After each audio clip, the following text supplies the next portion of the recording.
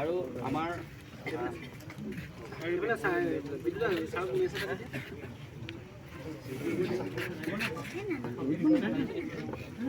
সহযোগ কৰাৰ বাবে মৰিগাঁও বিবেকানন্দ মহাবিদ্যালয় আমাৰ সন্মানীয়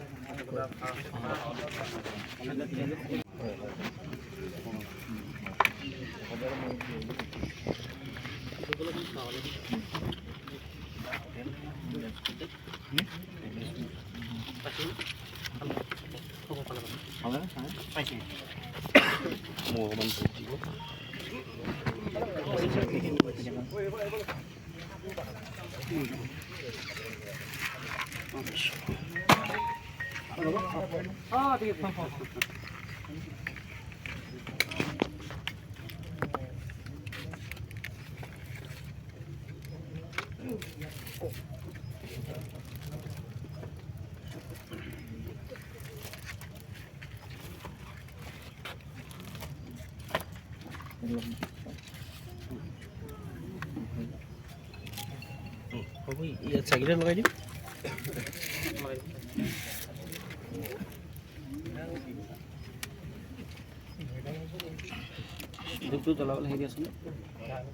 আমাৰ মাজত উপস্থিত থকা নৱ শইকীয়া ডাঙৰীয়াক দুপৰীয়া তেখেতক ইয়াত পন্থী প্ৰজননত সহযোগিতা আগবঢ়াবলৈ অনুৰোধ জনাইছোঁ।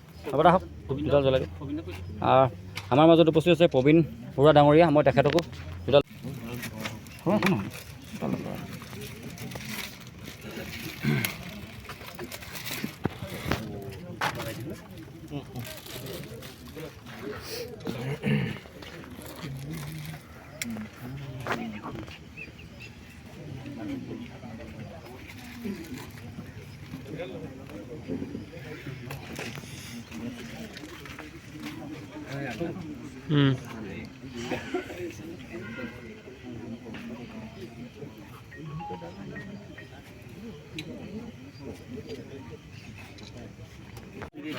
এই কাৰ্যসূচীটোত অংশগ্ৰহণ কৰিবৰ কাৰণে যি সুযোগ আৰু সুবিধা লাভ কৰিলে তাৰ বাবে তাই ছাত্ৰ সন্থাৰ শিৱসাগৰ জিলা সমিতি আৰু মহকুমা সমিতিলৈ কৃতজ্ঞতা জনালোঁ।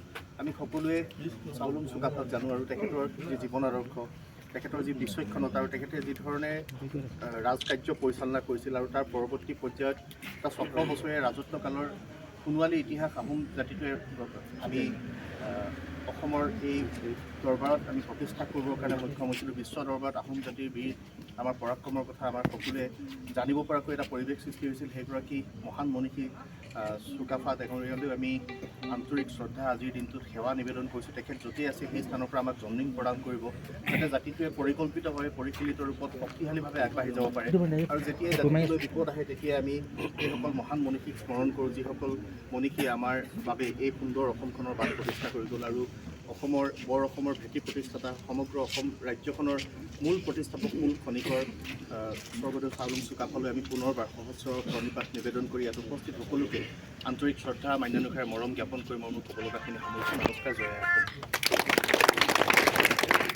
আমাৰ মাজত উপস্থিত থকা আমাৰ চোৰালুং সংঘৰ সন্মানীয় বৰুৱা ডাঙৰীয়া আছে, মই তেখেতক বাবুল বৰুৱা ডাঙৰীয়া আছে, মই তেখেতক মনৰ ভাৱ ব্যক্ত কৰিবৰ বাবে